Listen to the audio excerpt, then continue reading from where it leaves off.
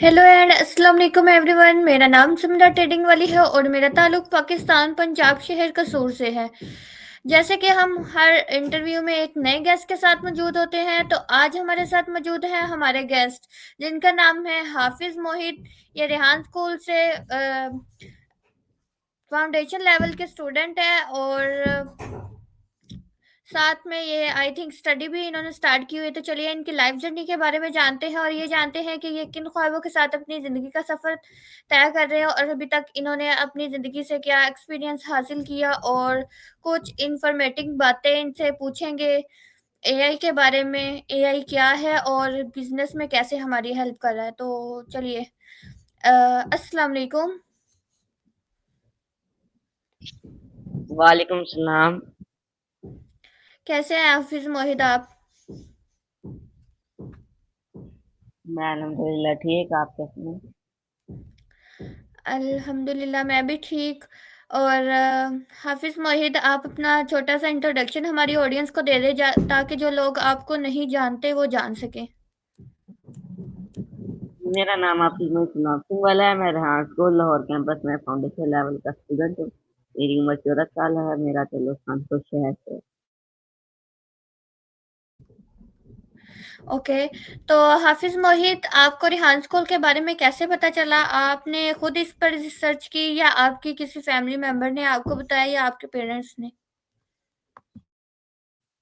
मुझे रेहान स्कूल का इस तरीके से पता लगा कि मेरे वालिद साहब ने रेहान वाला की वीडियो देखी थी फेसबुक पे, और उसके बाद यूट्यूब पे उनका चैनल सब्सक्राइब किया और मज़ीद वीडियो वगैरह देखी कि रेहान वाला उसमें बता रहे थे कि मैंने स्कूल बनाया है, और वो स्कूल उन्होंने खानेवाल में भी एक बनाया। तो उस जो सबसे करीब स्कूल हमारे पड़ रहा था हमें, वो खानेवाल था। तो इस वजह से सबसे पहले मैं गया था यहाँ तो खानेवाल कैंपस, तो वहाँ से मुझे पता लगा।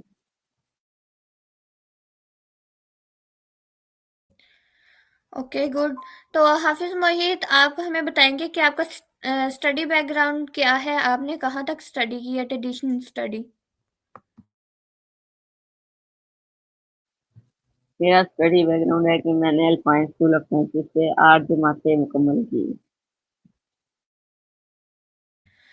ओके, तो हाफ़िज़ मोहित, आपको आ 8 जमातें करने के बाद ये कैसे ख़्याल आया कि आपको रेहान स्कूल को जॉइन करना चाहिए?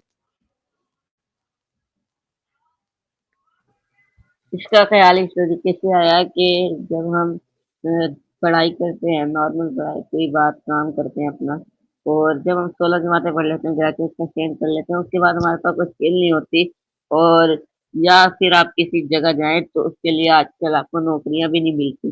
तो इस वजह से हमारा पहले ये मौक़िफ़ था कि हमारी सोच ये है कि कोई स्किल सीखें और कोई काम, एक ऐसी कोई स्किल सीखें जिससे हम खुद को जो सर्विस लोगों को दे सकें, और ये ना हो कि अपना काम खुद करें, हम एक कंपनी के काम हो। इसीलिए मैंने फ्रीलांसिंग वाला चूज़ किया कि फ्रीलांसर खानेवाल कैंपस या लाहौर कैंपस से अब आगे मज़ीद एआई के बारे में सीख रहा हूँ।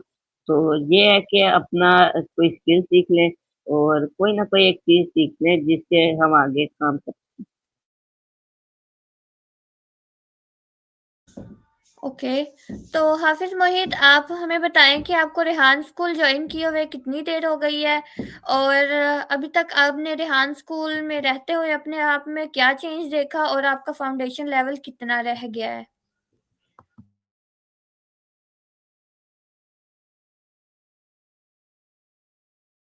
जी, मुझे यहाँ स्कूल लाहौर कैंपस में तकरीबन 3 माह होने वाले हैं, और जो 3 सितंबर 2025 को मैंने यहाँ स्कूल लाहौर कैंपस ज्वाइन किया था, और मैं ऑनलाइन क्लास लेता हूँ। और इसके साथ अब मेरा फाउंडेशन लेवल जो है वो कंप्लीट हो गया है तकरीबन। उसमें सारे टास्क हो गए हैं जो मेरे हैं, लेकिन उसमें सर्टिफिकेट जो है वो अभी तक इशू नहीं हुआ। Okay, good. तो हाफ़िज़ मोहित, आप हमारे साथ अपना एक्सपीरियंस शेयर करें कि आपको फ़िज़िकली क्लास लेने में मज़ा आता है या ऑनलाइन? ऑनलाइन क्लास में और फ़िज़िकली क्लास में क्या फ़र्क है?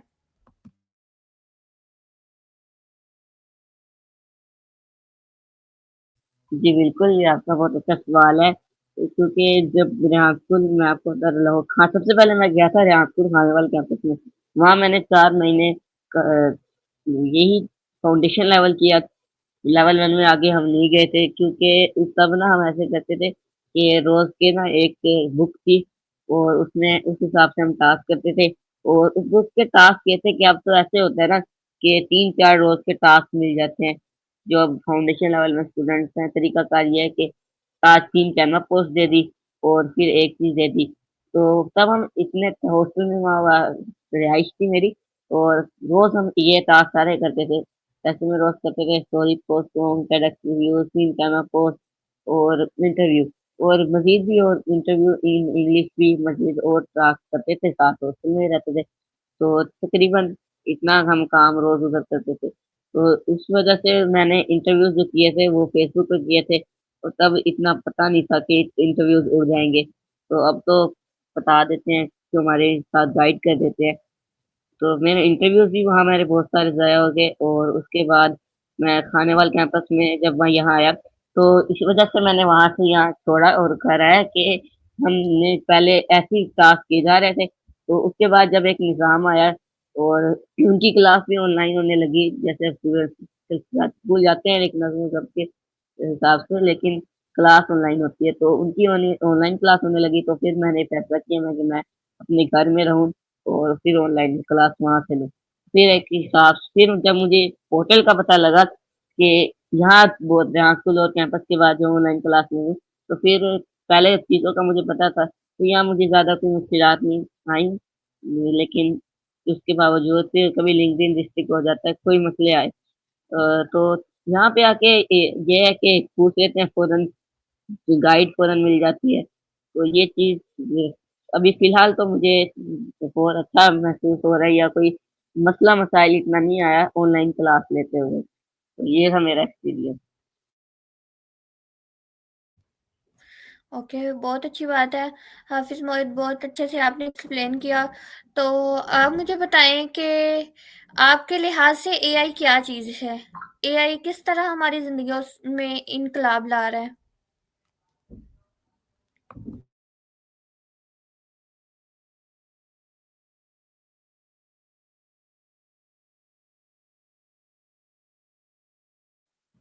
एआई आर्टिफ़िशियल इंटेलिजेंस है और यानी मसनूई ज़हानत और एक ऐसा इनकलाब ला रहा है जो इस मतलब हर शोबे को जिसने बदल दिया। काम की रफ़्तार बढ़ा रही है बहुत ज़्यादा, मुश्किल काम अब आसान होने लगे हैं एआई की वज़ह से। तो पहले स्क्रिप्ट राइटिंग करते थे तो अब एआई से लिखवा लेते हैं चैटजीपीटी से बहुत आसान और मुश्किल टास्क अब चंद सेकंड में हो जाते हैं। और इसी के साथ-साथ एआई तालीम चैटजीपीटी के पास बहुत इल्म है, और ऐसे डीपसीक या जो एआई है उसके पास बहुत इल्म है लेकिन इल्म जो उसके दिया है वो इंसानों ने ही दिया है, तो इंसान की सोचने और बनाने की सलाहियत को ताकत और मिल रही है। तो मुस्तकिल में ज़्यादातर सिस्टम्स एआई के बने हुए हैं, तो इस तरीके से एआई इनकलाब लाया।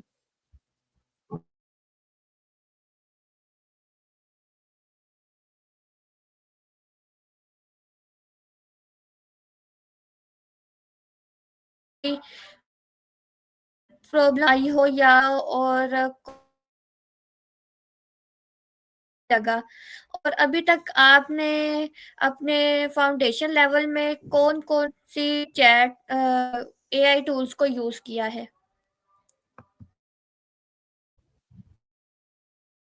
अपना सवाल दोबारा दोहरा दें, आपका नेट का मसला था इसलिए आवाज़ नहीं आई। मेरा आपसे क्वेश्चन था कि तक आपको फाउंडेशन लेवल में कौन-सा टास्क टफ लगा है और कौन-सा ईज़ी? और मेरा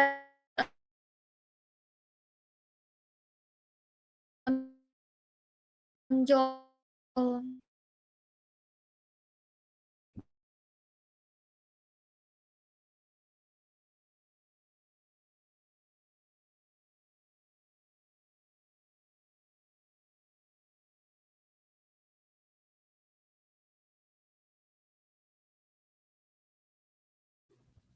आपका सवाल मुकम्मल समझ नहीं आया लेकिन इतना समझ आया कि आपने एआई को क्या मुश्किलात आई हैं आपके फाउंडेशन लेवल में टास्क में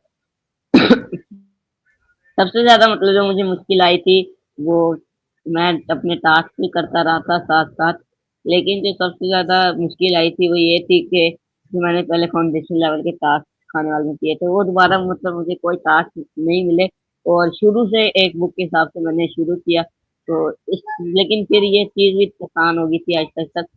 अच्छा, फिर जब मेरे तकरीबन 1 महीना गुज़रा, मैंने कुछ टास्क शुरू में ना बुक मेरे पास नहीं थी, तो मैं अपने हिसाब से जैसे वहाँ टास्क करते रहे थे, कोई भी स्टोरी बना दी, तो इस तरीके से टास्क किए कुछ अर्सा। तो उसके बाद 1 अक्टूबर को तकरीबन मैंने बुक के हिसाब से टास्क करना शुरू किए थे और उसमें सारे टास्क बुक के हिसाब से मुकम्मल किए। लेकिन और फिर उसके बहुत अरसा बाद हमें पोर्टल मिला जब भी हम टास्क कर रहे थे, उसके बहुत अच्छा बाद हमें पोर्टल मिला, तो सबसे ज़्यादा मुश्किल यही आई थी कि एक तो पोर्टल हमें लेट मिला था और हमने टास्क बहुत ज़्यादा कर लिए थे और उसके बाद मैंने ना दिन-दिन मेरा अकाउंट नहीं बना था। तो ये मुझे सबसे ज़्यादा मुश्किल आई थी टास्क में। क्योंकि टास्क तो 3 महीने से हमें अपनी टास्क फाउंडेशन के बहुत ये आसानी से हमने मुकम्मल किए, लेकिन टास्क को पोर्टल पे अपलोड करना और पोर्टल जब पहली बारी यूज़ करना आता नहीं था और पहली बारी पोर्टल का पता भी इतना नहीं था, तो उसी चीज़ में बहुत टाइम लिया।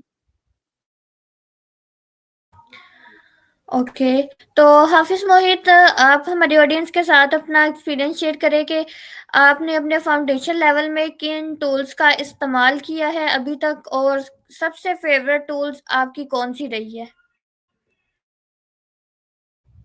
मैंने अब एआई के जैसे अपने टास्क के हिसाब से बताता हूँ मैंने इंटरव्यूज़ वगैरह के लिए रिस्टिंग का यूज़ किया है और स्टिंग का यूज़ किया, स्टिंगरैट का भी यूज़ किया है और उसके बाद मैंने इवामक्स का भी यूज़ किया है।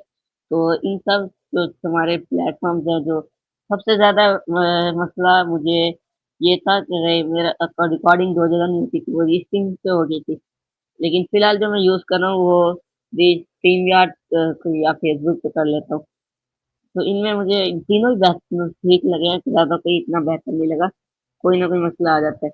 और ये लेकिन ये तकरीबन इंटरव्यू 45 मिनट कम से कम भी मैंने इससे इंटरव्यू दिया है और एकदम सही इंटरव्यू मेरा दूसरा। और टास्क तो सबसे ज़्यादा टूल हम यूज़ करते हैं, वो है चैटजीपीटी। चैटजीपीटी हम अपने हर काम के लिए तकरीबन यूज़ करते हैं और उससे बातें करते हैं।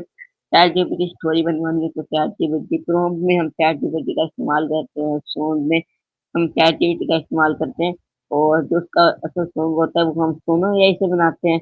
ये एक एआई है जो इससे आसानी से आप सॉन्ग बना सकते हैं और उसके बाद हम कैनवा एआई से अपनी पोस्ट बनाते हैं और अपने कैनवा से ही वीडियो बना लेते हैं। उसके बाद हम जो तो एक प्रॉम्प्टर है उससे हम आसानी से पढ़ भी लेते हैं और उस अपनी टेक्स्ट रिव्यूज़ में भी वो ज़ुबानी भी बना लेते हैं और उसमें जो इंग्लिश होती है उसमें आसानी मिलती है। तो सबसे ज़्यादा मेरा पसंदीदा टूल इसमें जो है वो है चैटजीपीटी क्योंकि चैटजीपीटी का बहुत यूज़ किया हमने और बहुत आसान है, इसको खोलते हैं और बस टेक्स्ट टाइप करके आसानी से इसका इस्तेमाल कर लेते हैं और इसके पास बहुत इल्म है, इसलिए मुश्किल नहीं आती। ओके, तो मेरा आपसे नेक्स्ट क्वेश्चन ये है कि एआई जो है स्टूडेंट्स की किस तरह हेल्प कर रहा है?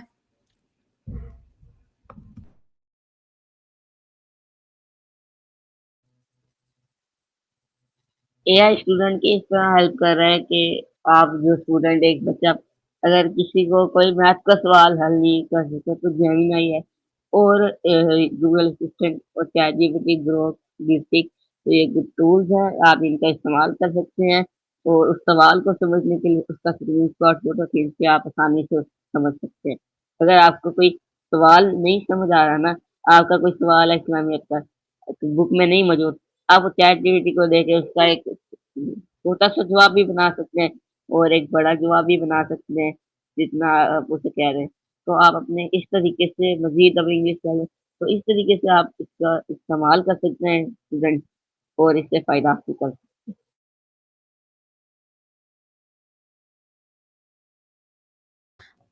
ओके,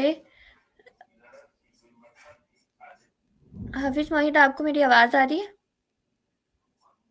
जी, ओके, तो हाफ़िज़ मोहित, मेरा आपसे नेक्स्ट क्वेश्चन ये है कि आपको क्या लगता है एआई टीचर्स की जगह ले सकता है? क्या आने वाले वक़्त में टीचर्स खत्म हो जाएँगे या टीचर्स का पढ़ाने का तरीका बदल जाएगा?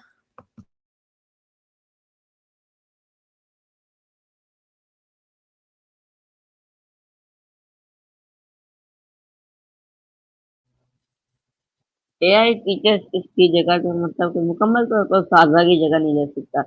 जैसे अगर कई कामों में उस्ताज़ा की मदद मदद कर सकता है। हर तालिब-इल्म के लेवल के मुताबिक पढ़ा सकता है। अब कोई एक टॉपिक है जो बड़ी कॉलेज होते हैं, स्कूल्स होते हैं, उनमें उस्ताद जो है खुद पहले देखता है कि मैंने कल क्या पढ़ाना है। तो उसमें जो है एक एआई का यूज़ कर सकता है और अगर जेमिनी का एक नैनो बनाना फीचर है, तो उससे ऐसे कि एक इमेज बना सकता है जिसमें अगर फ़र्ज़ करें दिमाग का कोई चैप्टर है, तो दिमाग की जो उसने कहनी हो चाहे जेमिनी आई से ना, वो इमेज बना सकता है, उसमें वाज़ेह तौर पर बच्चे को समझा सकता है उसे। अपना तेज़ी से होमवर्क मतलब चेक कर सकता है और ये चीज़ें हो बच्चों की और बहुत कुछ पूछ सकता है, चैटजीपीटी से पूछ सकता है कि मैं बच्चों की तरबियत है वो किस तरह करूँ? कैसे मैं एक बच्चे को सुधार सकता हूँ? तो इस एआई इस तरीके से आपकी रिप्लेस नहीं कर सकता मतलब टीचर्स को, लेकिन उनकी मदद कर सकता है।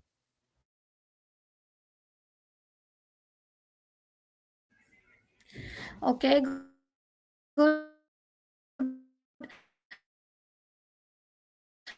तो हमने के बारे काफ़ी लेब हम आपसे आपके बारे में कुछ जानेंगे। तो आप हमें सबसे पहले बताएँ कि आपकी फैमिली में कितने मेंबर्स हैं और कितने बहन-भाई हैं आप? मेरे वालिदैन हैं और मेरे अलावा मेरे 3 भाई हैं। उनमें सबसे बड़ा मैं हूँ और 3 छोटे भाई। ओके, तो हाफ़िज़ मोहित, आपकी डेली रूटीन क्या है? प्लीज़ हमारी ऑडियंस के साथ अपनी डेली रूटीन शेयर करें।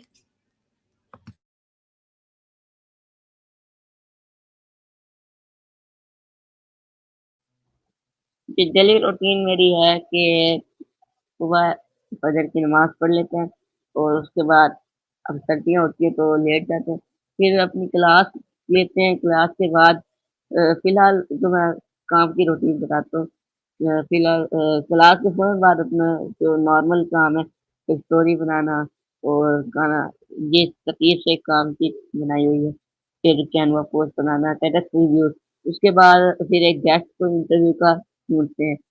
या तकरीबन तो मिल जाते हैं और कभी जब इंटरव्यू ज़्यादा करने होते हैं तब ज़्यादा इंटरव्यू करने होते हैं तब मछली आते हैं।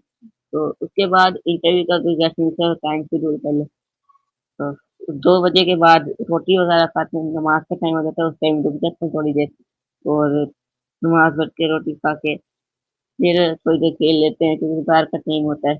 आजकल सर्दियाँ हैं तो यही टाइम होता है आपके पास 5 धूप में बैठने का। तो उसके बाद नमाज़ वग़ैरह पढ़ लेते हैं। फिर कुछ लिखने वाला होता है तो लिख मेरे असाइनमेंट होती है तो वो लिख लेता हूँ। इसके साथ फिर नमाज़ साथ-साथ पढ़ लेते हैं।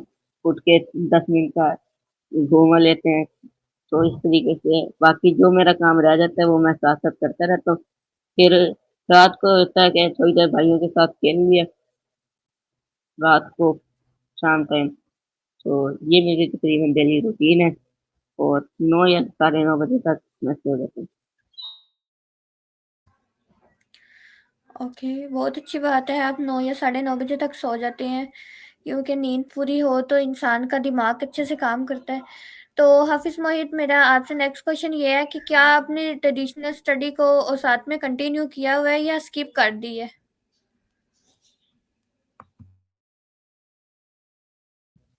जी, मुकम्मल तौर पे कंटिन्यू नहीं किया लेकिन उसके साथ-साथ तैयारी करते हैं। Okay, good. तो हाफ़िज़ हसन, आप मुझे बताएँ कि क्या आपको ट्रैवलिंग का शौक है? आपने कहीं ट्रैवल किया है पाकिस्तान या आउट ऑफ सिटी या आउट ऑफ कंट्री कहीं?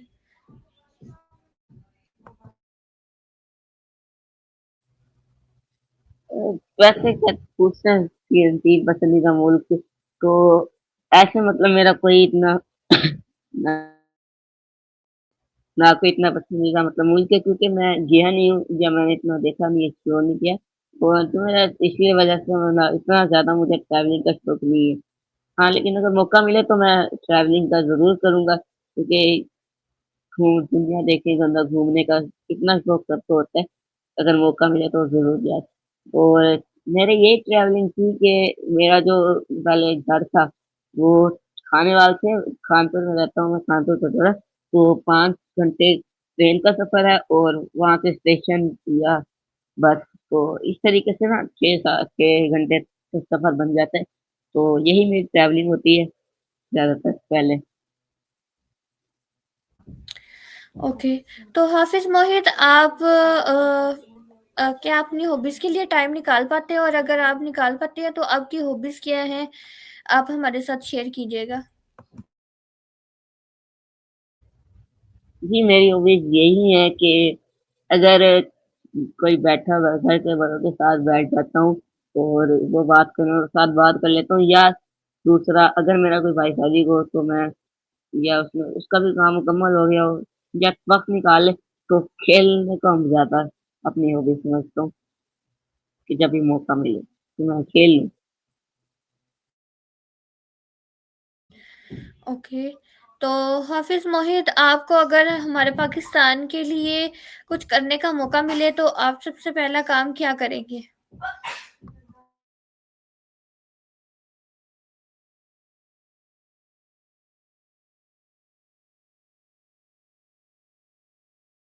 अगर अगर मुझे पाकिस्तान के लिए कुछ करने का मौका मिले तो मतलब कि मैं एक एक तरीका बनाऊँगा कोई जिसमें मतलब कि लोगों को स्किल सिखाई जाए, जो स्टूडेंट्स होते हैं उनको स्किल सिखाई जाए, एआई के बारे में बताया जाए। तो साथ उनको मतलब एक बिज़नेस अपना उनका छोटा-सा कोई भी हो, कोई भी मतलब फ़ील्ड हो, तो अगर जो उसका इंटरेस्ट है, जितना चाहे, तो एक छोटा-सा बिज़नेस जो स्टार्ट करे। उसकी एक सोच बिज़नेस वाली रहे और साथ एआई भी सीखे।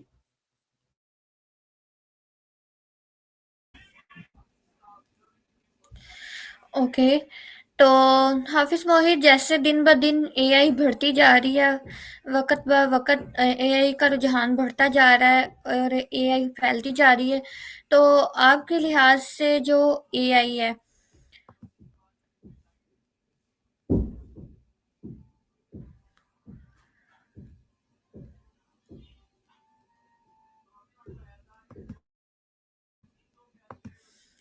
आपके लिहाज़ से जो एआई है, ये आइंदा 5 सालों में हमारी दुनिया में क्या चेंज लेके आने वाली है? आपके नज़रिए से क्या चेंज आएगा हमारी दुनिया में? देखिए, वैसे गूगल है, वो भी अपने से आगे लॉन्च कर रहा है अपने ज़्यादा से ज़्यादा चीज़ें। अब जेमिनी का नैनो बनाना फीचर है और और भी मज़ीद क्रिएटिव चीज़ें फीचर हैं। तो इस तरीके से चैट जीपीटी, सोरा और ये इनके मुकाबले हैं फिलहाल के हर वो एआई टूल जो है गूगल है, जेमिनी तो अपने अच्छे से अच्छे और मॉडल्स लॉन्च कर रहे हैं। तो जिस तरीके से ये एआई का दौर आ रहा है, उस तरीके से मतलब कि अब बच्चे-बच्चे भी एआई सीख रहे हैं, जैसे हम भी थोड़ा तो उससे वीडियोज़ बनाते हैं और एआई से चीज़ें करते हैं। तो हर जो बच्चा स्कूल जाता है तकरीबन उसको भी एआई के बारे में पता होता है कुछ ना कुछ। तो जिस तरीके से एआई आ रहा है, तो आने वाले 5 सालों की तो बात और है। आने वाले 2 सालों में भी आप अंदाज़ा नहीं लगा सकते कि और मज़ीद आप एआई से कैसे क्या कर सकते हैं। ठीक है, तो इस वज़ह से इसका अंदाज़ा बहुत मुश्किल है। ओके, तो हाफ़िज़ मोहित आप हमारी ऑडियंस को क्या आखिरी पैगाम देना चाहेंगे?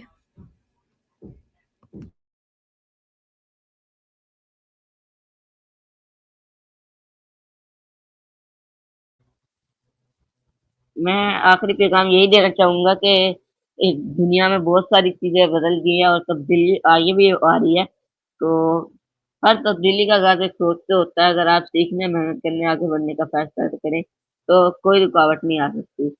तो ये पहले तो एक स्किल अपनी सीखें और उस स्किल पे काम करें। Okay, good. Thank you so much हाफ़िज़, आपने अपना कीमती वक़्त हमें दिया। हमारी ऑडियंस ने बहुत कुछ सीखा आपसे, आपके बारे में बहुत कुछ जाना। So again thank you so much, और thank you so much everyone हमारा इंटरव्यू देखने के लिए, और उम्मीद है कि आपने एन्जॉय किया होगा। प्लीज़ कमेंट में ज़रूर बताइएगा, और मिलते हैं नेक्स्ट गेस्ट के साथ। तब तक के लिए अल्लाह हाफ़िज़।